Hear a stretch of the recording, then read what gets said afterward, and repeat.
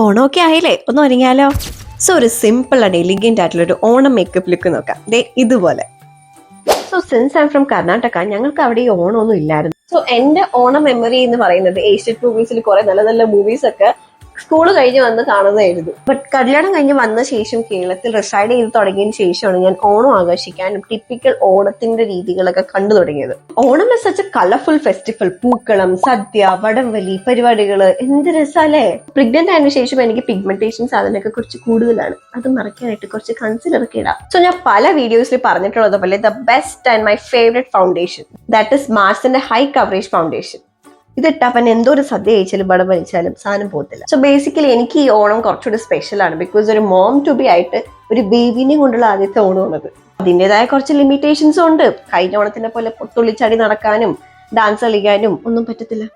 So മാർസിന്റെ one of my favourite product ആണ്. ഇവിടെ ഐ ഷാഡോ പാലറ്റ് ഉണ്ടല്ലോ, യു ഹാവ് എവറിത്തിങ്. ഇതാണ് നമ്മൾ ഇന്ന് ഇടാൻ പോകുന്നത്. സോ ഓൾമോസ്റ്റ് ഞാൻ ഉദ്ദേശിച്ച സാധനം കിട്ടിയിട്ടുണ്ട്. ഇനി കുറച്ച് തിളക്കം കൂടി ആവാം.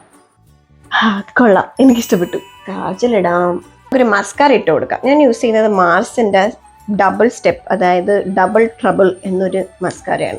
ഐലൈനർ വെച്ച് സെറ്റ് ചെയ്യാം. കഴിഞ്ഞു. ലിപ്സ്റ്റിക്ക് നമുക്ക് കുറച്ച് ഡാർക്ക് കളർ പിടിക്കാം. മറൂണിഷ് ലിപ് ലൈനർ വെച്ച് വരച്ചു കൊടുക്കാം. എന്നിട്ട് നമുക്ക് നമ്മുടെ ലിപ്സ്റ്റിക്ക് ഇടാം.